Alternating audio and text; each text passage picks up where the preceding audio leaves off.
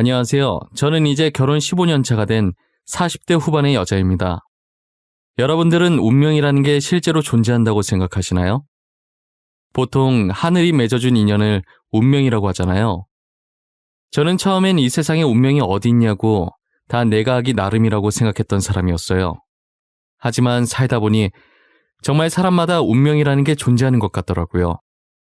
제가 여러분들께 들려드릴 사연은 앞에 계속 언급된 운명에 관한 이야기입니다. 남편과 저의 나이 차이는 궁합도 안 본다는 4살 차이예요. 제가 고등학교 3학년 되던 무렵에 친구들과 놀고 싶은데 부모님께 받던 용돈이 턱없이 부족해서 정말 잠깐 아르바이트를 한 적이 한 번 있었거든요. 대학로에 있던 조그만 토스트 가게였는데 저보다 먼저 들어와서 일하던 남자 직원이 있었어요. 거기서 같이 아르바이트를 하면서 서로 의지하다 사귀기 시작했고 이렇게 결혼까지 하게 되었네요. 지금은 남편과 결혼해서 시댁 식구들과 아무 탈 없이 잘 살고 있지만 저희가 결혼하기까지의 과정이 정말 순탄치 않았어요. 그 이유는 저희 남편 집안에서 저와 남편의 결혼을 엄청 반대했었거든요. 남편의 집안은 사업을 해서 부유했지만 저희 집안은 게스트하우스를 운영하는 평범한 집안이었어요. 아무래도 저희 집안이 훨씬 기우니까 시댁 식구들은 급이 맞는 집안과 결혼시키고 싶어 하셨죠.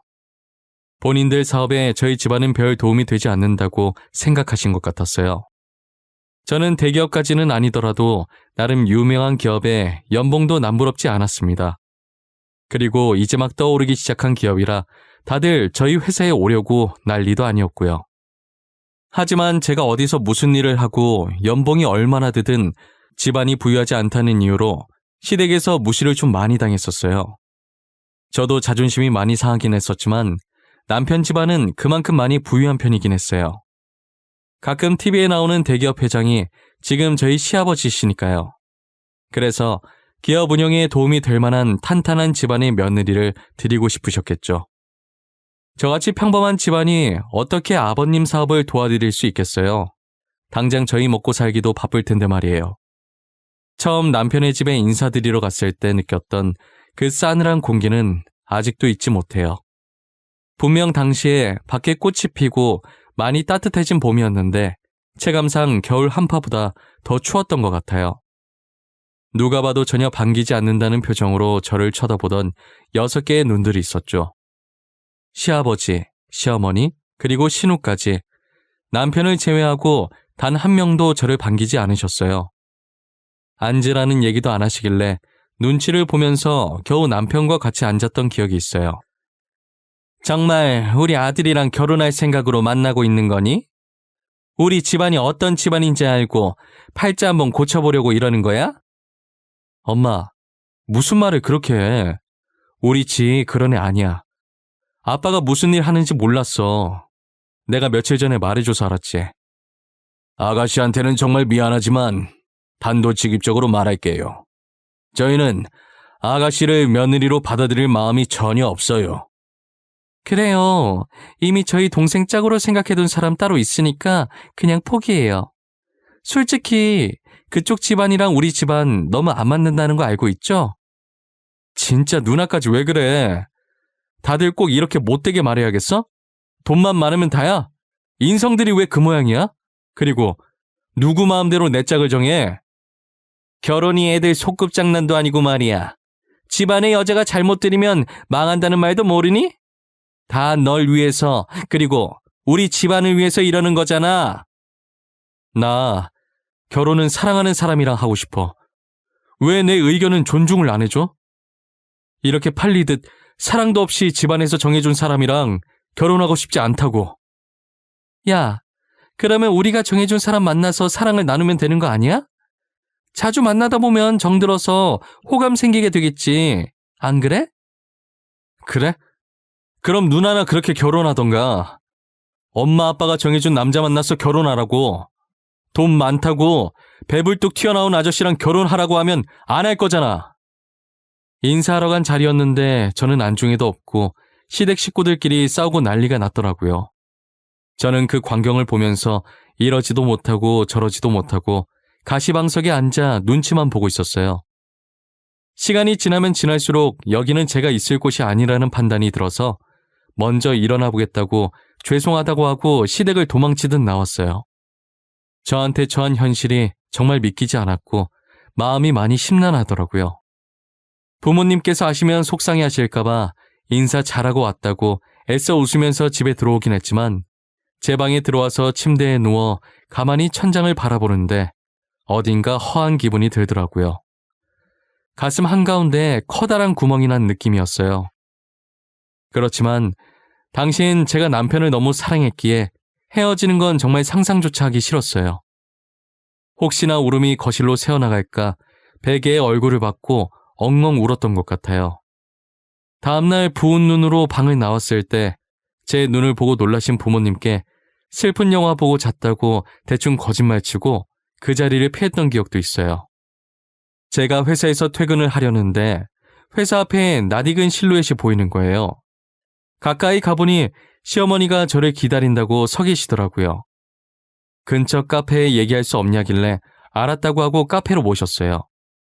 저번엔 너무 무례했던 것 같아 미안하구나. 하지만 우리 기원이는 결혼할 짝이 따로 있어. 그러니 이렇게 정중히 부탁하마. 제발 기원이랑 헤어져 주겠니?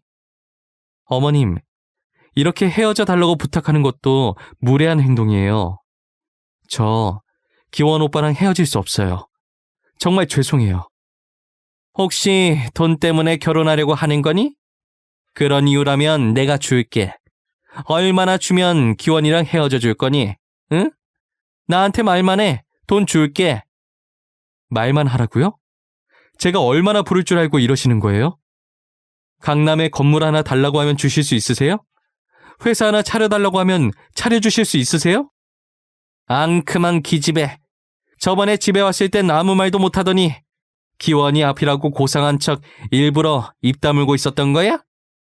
어머님, 저는 어머님께서 얼마를 주시든 오빠랑 헤어질 마음이 없어요. 돈만 많으면 다예요? 어딜 가시든 사람을 이런 식으로 대하지 마세요. 나중에 다시 다 돌려받아요. 시어머니께서는 지치지도 않는지 며칠 동안 쉬지 않고 저를 찾아와 헤어져 달라고 부탁하더라고요. 한 번은 봉투가 터질 만큼 돈을 꽉 채워서 저한테 내미시는 거예요.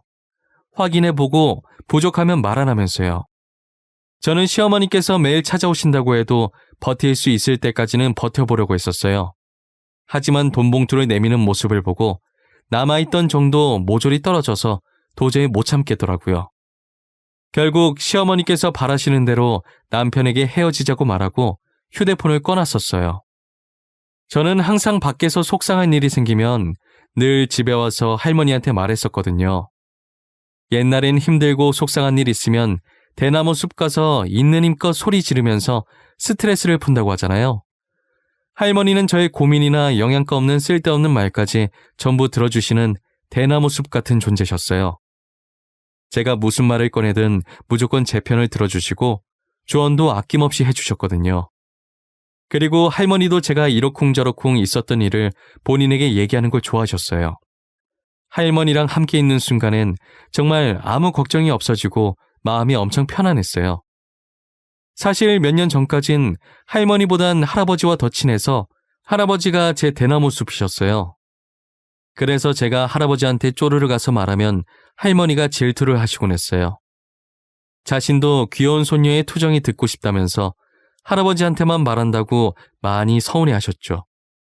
할머니와는 별다른 일이 없었는데 이상하게 거리감이 느껴지더라고요. 아마도 어머니와의 마찰을 빚는 장면을 몇 번 보게 되다 보니 그렇게 된 것 같다는 생각이 들어요. 할아버지께서 세상을 떠나신 뒤로는 줄곧 할머니께 가서 조잘거리기 시작했죠. 할머니, 나 완전 어이없는 일 있었어. 오빠 집에 인사드리러 갔던 거 알지? 내가 마음에 안 드는 건 괜찮거든?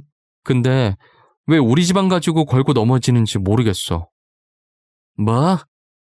아직도 집안 타령하면서 결혼을 반대하는 사람들도 있단 말이야? 지금이 아직도 호랑이 담배 피던 시절인 줄 아는 양반들이 있나? 내 말이 그 말이야. 결혼하는데 집안이 뭐가 그렇게 중요해? 둘이서 잘 먹고 잘 살기만 하면 되는 거지.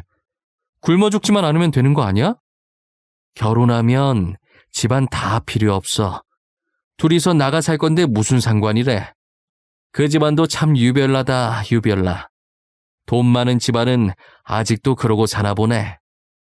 아니 진짜 자기들이 돈 있으면 얼마나 있다고 저러는 거야. 나보고 돈 줄 테니까 오빠랑 헤어지래. 누굴 거주라는 거야, 뭐야? 뭐? 완전 썩을 것들이구만. 그게 어디서 배워먹은 버르장머리래. 이 할미한테 데리고 와 아주 눈물 콧물 쏙 빼놓으려니까. 그럴 필요 없어. 내가 건물 줄 거 아니면 됐다고 했거든. 오빠랑도 헤어졌어. 그런 시어머니 있으면 진짜 피곤할 것 같아. 그래, 잘 헤어졌네. 누가 감히 우리 귀한 손녀한테 그런 대우를 해? 그놈 아니어도 좋은 놈 이 세상에 흘러넘치고도 남아. 할머니께 시어머니와 있었던 일을 말해드리니 제게 누가 감히 그런 대우를 하냐고 하시더라고요. 잘 헤어졌다고, 그런 시어머니 밑에 들어가서 좋을 것 하나도 없다면서 결혼 전에 걸러져서 다행이라고 당신 일처럼 화를 내시면서 저를 위로해 주시더라고요. 저는 본인 일처럼 화내주시는 할머니가 제 편이라는 게 너무 든든했어요. 이런 할머니가 제 할머니라는 게 너무 좋았고 할머니 없는 세상을 상상하기도 싫었어요. 남편과 헤어지고 2달 정도 지났을 때쯤 역시 시간이 지나니 저도 어느 정도 괜찮아지더라고요.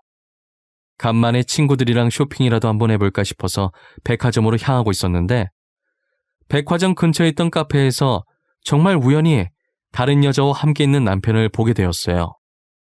지희야, 저기 카페에 앉아있는 저 남자 네 남자친구 아니야? 왜 다른 여자랑 같이 있냐?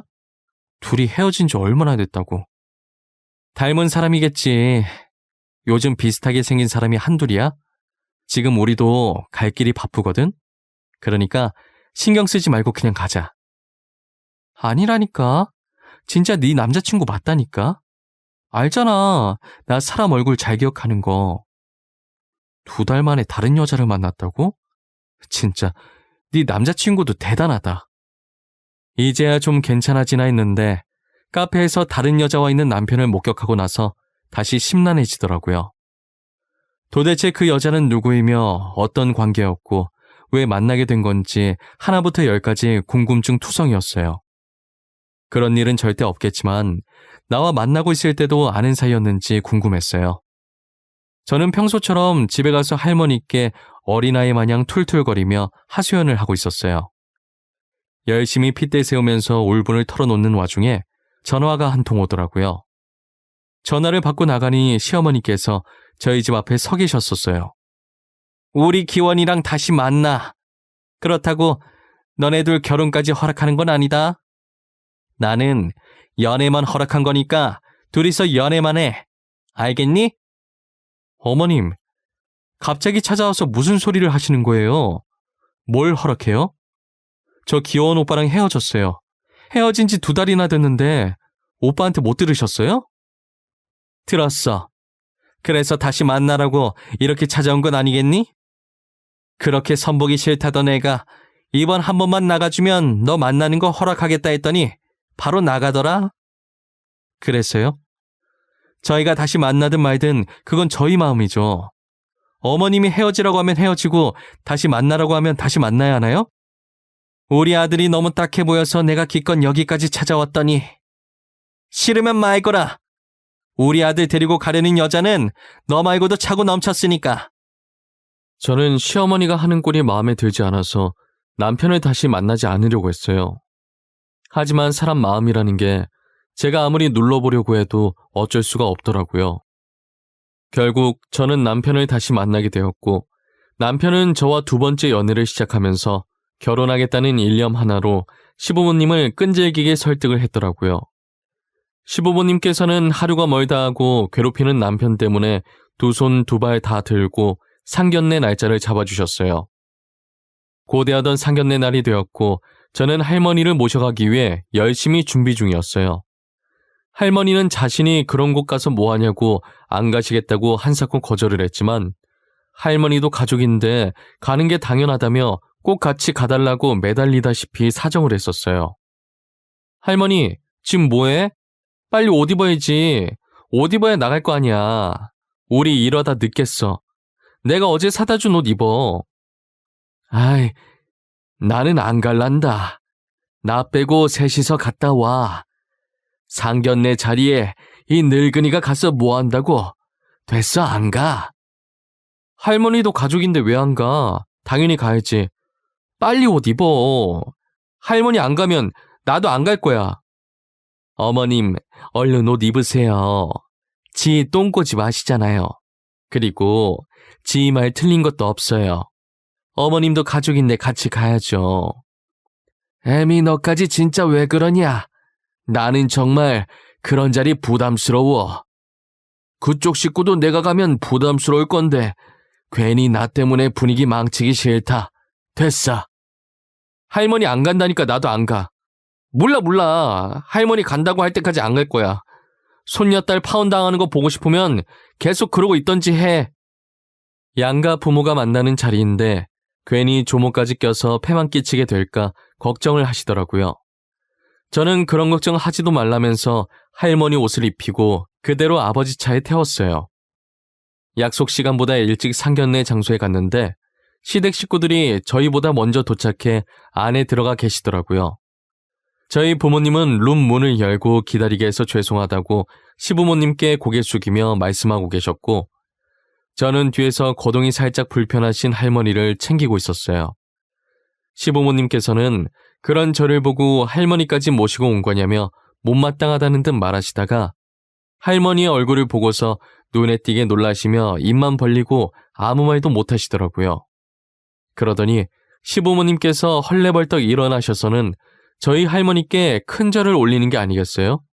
순식간에 벌어진 상황에 저희 가족은 물론이고 남편과 신우까지 놀래서 이 상황을 쳐다만 보더라고요. 알고 보니 시부모님께서 남편과 신우가 어릴 때 시아버님이 하시던 사업이 망해서 오갈 곳이 없었는데 친척들도 외면한 시부모님을 저희 할머니 할아버지께서 걷어주셨다고 하더라고요. 지금 말로는 쉐어하우스, 당시 말로는 하숙집이라고 하죠.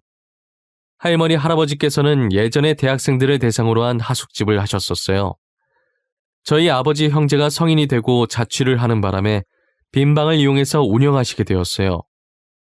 대학생들은 타지에서 오는 경우가 많았고 보통 아르바이트를 해서 의식주를 해결하기 때문에 같은 자식 키우는 부모의 마음으로 시세보다 조금 저렴한 가격으로 방을 내어주셨었어요.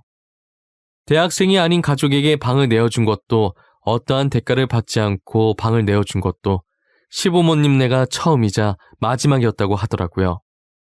이제 막 걸어다니기 시작하는 아이들을 데리고 길거리를 떠돌던 모습이 안쓰러웠다고 하셨었어요. 본인들이 적자를 보더라도 방을 하나 내어줘야겠다는 생각을 했다고 하시더라고요. 같이 생활하는 동안엔 자신의 친자식처럼 친손자처럼 보살펴 주셨다고 하셨었어요. 시부모님께서는 빈손으로 들어와 저희 조부모님께 얻어먹기만 하는 게 너무 죄송해서 어떤 일이든 해서 얼른 빚을 갚고 하숙집을 떠나야겠다는 생각을 하셨었대요. 그래서 시어머니께서는 식당 일을, 시아버지께서는 막노동을 잠깐 하셨었다고 하더라고요. 열심히 번 돈으로 조부모님께 방값 드리려고 방문을 여니 안 계셔서 화장대에 돈봉투만 놓고 나왔는데 일을 마치고 집에 와보니 조부모님한테 드렸던 돈봉투가 다시 시부모님 방으로 돌아와 있었대요. 방값 안 줘도 되니까 그 돈 모아서 가족들끼리 편히 지낼 수 있는 곳으로 이사가라는 편지와 함께 말이에요. 할머니의 편지를 보고 시어머니께서는 소리가 새어나갈까 입을 막고 엄청 우셨다고 하시더라고요. 태어나서 제일 많이 울어본 날이 그날이었다고 하셨었어요. 그렇게 돈을 조금씩 모아서 내 식구가 겨우 놓을 수 있을 정도의 단칸방으로 이사를 갔다고 하셨었어요. 사업이 망하게 된 게 시아버지께서 친구의 보증을 잘못 써주는 바람에 그렇게 됐다고 하더라고요. 다행히 친구가 어디서 돈을 구한 건지 다시 시부모님 앞에 나타나 미안하다며 돈을 쥐어주고 갔대요. 다시 큰 돈을 손에 쥐어지게 되자 저희 조부모님부터 생각이 났었대요. 그래서 곧바로 하숙집을 찾아갔었는데 그땐 이미 하숙집이 없어진 상태였다더라고요. 결국 주인 잃은 돈으로 시아버지께서는 사업을 시작했고 사업이 대박나면서 단칸방을 탈출하셨다고 하셨었죠. 시어머니께서 옛날 이야기를 마치고 눈치를 보며 조심스럽게 할아버지의 안부를 여쭤보셨는데 할머니께서는 정말 덤덤하게 웃으시면서 더 이상 이 세상에 없다고 대답하시더라고요. 어머님, 저 오늘 아버님이랑 같이 안 오셨던데 아버님은 잘 계시는 건가요? 아버님도 여기에 같이 계셨으면 참 좋았을 텐데 말이에요. 우리 영감탱이 이 세상 사람 아니야. 저기 가서 다른 할매 만나서 잘 살겠지 뭐. 아, 저희가 더 일찍 찾아뵀어야 했는데 너무 죄송해요. 저희 먹고 살기도 바빠서 은혜도 있고 두 분 찾을 생각을 못했어요. 괜찮아. 나라도 이렇게 만나서 다행이지. 아마 영감도 하늘에서 보고 있을 거야. 그래도 지금 이렇게 잘 살고 있는 모습 보니 보기 좋네.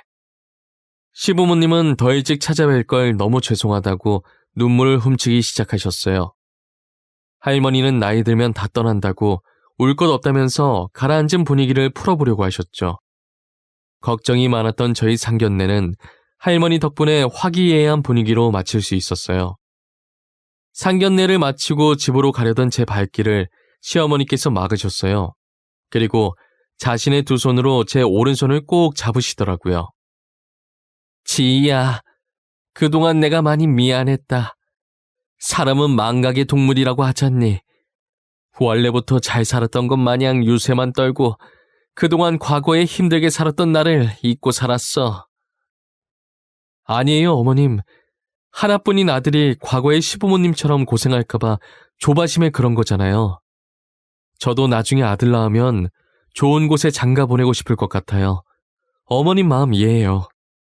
그렇게 생각해준다니 너무 고맙구나. 그래도 나를 용서하지는 말거라. 나도 올챙이적 생각 못한 내 자신을 용서할 수가 없어. 시어머니께서는 제가 아버지 차에 타기 전까지 계속 미안하다고 하셨었어요. 시아버님과 신우도 그동안 제게 무례하게 행동한 점 진심으로 미안하다고 사과하셨었고요. 저는 더 이상 미안해하지 않아도 된다고 앞으로 행복할 일만 생각하자고 말씀드렸어요. 저의 말에 이런 착한 며느리를 못 알아보고 제 복을 제 발로 찰 뻔했다고 하시더라고요. 연애하던 시절부터 결혼 준비는 이제껏 저희가 모아둔 돈으로 하려고 했었는데 시부모님께서 절대 그렇게 하지 말라면서 엄청 말리시더라고요. 이렇게라도 저희 조부모님께 진빚 갚고 싶으니 부담 갖지 말라고 하시면서 집과 혼수, 그리고 결혼에 필요한 모든 것들을 시댁에서 준비해 주셨었어요. 제가 괜찮다고 몇 번이나 말했지만 사양하지 말라고 엄마가 딸한테 주는 거라고 생각하라더라고요. 저는 결혼할 때 정말 몸만 들어갔다고 해도 과언이 아니었어요. 남편과 결혼하고 보니 저희 시부모님은 너무나도 좋으신 분들이셨어요. 할머니를 다시 만나신 이후로 사업 욕심도 완전히 버리시진 못하겠지만 예전보다는 많이 버리셔서 많이 인자해지셨고 제가 추천해드린 보육원에 봉사활동도 다니시면서 하루하루 누구보다 바쁘게 지내셨어요. 알려지면 보여주기식 봉사 같은 느낌이 들어서 사람들 몰래 봉사를 하고 다녔었는데 이게 어떻게 소문이 났는지 기자 귀에까지 들어가서 기사가 난 거예요. 덕분에 기업의 이미지는 당연히 전보다 훨씬 더 좋아졌고요. 이미지가 좋아진 만큼 실적도 나날이 높아져 하늘을 찌를 기세였어요. 지금 결혼한 지가 어느덧 벌써 15년 차가 되었는데 여전히 시댁 식구들과 사이가 좋아요. 신우와는 언니 동생하는 사이가 되었고 시부모님은 저를 친딸인 신우보다 더 친딸처럼 대해주세요. 시댁에 가는 날이면 신나서 빨리 가고 싶은 마음에 잠을 제대로 못 잘 정도로 제게 잘해주십니다. 남편과 싸울 때면 시댁 식구들이 전부 제 편을 들고 있으니 남편이 질투를 할 때도 있어요. 그 모습이 어찌나 귀엽던지 일부러 별것 아닌 일에도 시댁 식구들한테 이루고 싶더라니까요. 그리고 저희 친정 식구와 시댁 식구는 저희가 결혼하고 시간 나는 대로 정기적인 모임을 하고 있었어요. 가족들이 다 같이 모이면 예전 할머니 할아버지와 있었던 일을 회상하시곤 하셨었어요. 서랍 어딘가에 있던 앨범을 꺼내서 보면 하숙집 앞에서 저희 조부모님과 찍은 사진들도 있더라고요. 사진을 하나하나 꺼내면서 하숙집 시절 얘기를 하는데 계속 들어도 질리지가 않았어요. 그리고 시부모님께서는 그 순간을 생각하며 세상에서 제일 행복하게 웃으셨죠. 할머니께서는 제가 결혼하고 몇 년 후 치매로 고생하시다가 세상을 떠나셨어요. 줄곧 저희 어머니께서 할머니를 모셨었는데 시어머니께서 할머니의 치매 소식을 듣고 하루도 빠짐없이 매일 찾아와 어머니와 함께 치매 걸린 할머니를 돌보셨었어요. 할머니가 시어머니를 못 알아보고 화를 내셔도 애교를 부리시면서 할머니를 달래셨더라고요. 시어머니께서 애교를 부리실 거라는 걸 상상조차 해본 적이 없었는데 친정어머니도 그 모습을 두 눈으로 직접 보고도 믿기지 않아 많이 놀랐다고 하시더라고요. 할머니가 세상을 떠나시던 날 시부모님께서 저희 부모님보다 더 많이 우셨어요. 아마 장례식장에 오신 분들 중에서 제일 많이 우셨지 않았을까 싶어요. 시어머니는 할머니의 입관하는 모습을 보시다 너무 울어서 쓰러지신 적도 있으세요. 아마 모르시는 분들이 보면 저희 시부모님이 할머니 자식들인 줄 알았을 거예요. 친정아버지는 자신의 부모처럼 진심으로 슬퍼해 주시는 시부모님께 감사하다고 하더라고요. 저도 할머니가 세상을 떠나시면 많이 울 것 같았는데 살아생전 자신이 떠나면 웃으면서 보내달라고 하셨어서 할머니의 유언에 따라 울지 않고 씩씩하게 웃으면서 할머니의 마지막 가시는 길을 배웅했었어요. 시부모님께서는 특별한 날이 아니더라도 종종 저희 조부모님이 계신 납골당에 찾아가신다고 하더라고요. 조금 더 빨리 찾았다면 더 많은 추억을 쌓고 떠나셨을 텐데 죄송하다고 고개 숙이다가도 뭐가 그렇게 급해서 이렇게 빨리 가셨냐며 울면서 한탄을 늘어놓으신다고 하셨어요. 이건 저희 어머니한테 들은 건데 나중엔 왜 착한 사람 먼저 데리고 가냐고 하늘의 삿대질도 하신다는 거예요. 그 모습을 보고 저희 어머니가 다른 사람이 본다면서 창피하니까 손 내리라고 한 적도 있었대요. 저희 부모님도 같이 납골당에 가게 되시면 간혹 저렇게 납골당에서 있었던 일들을 말씀해 주시는데 그때마다 시어머님이 하신 행동이 너무 웃겨서 눈물을 찔끔 흘립니다. 시부모님께서 납골당에 다녀온 날이면 두 분 다 눈이 퉁퉁 부어서 집에 오시기 때문에 모를 수가 없었어요. 남편과 저는 그 모습을 보고 조용히 웃으면서 못 본 척 방으로 들어간 적이 한두 번이 아니에요. 저는 그런 귀여운 시부모님과 남편에게 저희 할머니 목까지의 사랑을 듬뿍 받으면서 아이들을 키우며 행복한 하루하루를 보내고 있어요. 할머니께서 제 대나무 숲이 되어주시기 전까진 제게 사랑 표현을 잘 못하셨는데 제가 어렸을 때부터 저를 엄청 이뻐하셨다고 하더라고요. 하지만 제가 할머니를 불편해하는 것 같아서 제게 먼저 다가가지 못했다는 걸 뒤늦게 들었어요. 그 말을 듣고 할머니께 엄청 미안해서 얼마나 울었는지 모르겠어요.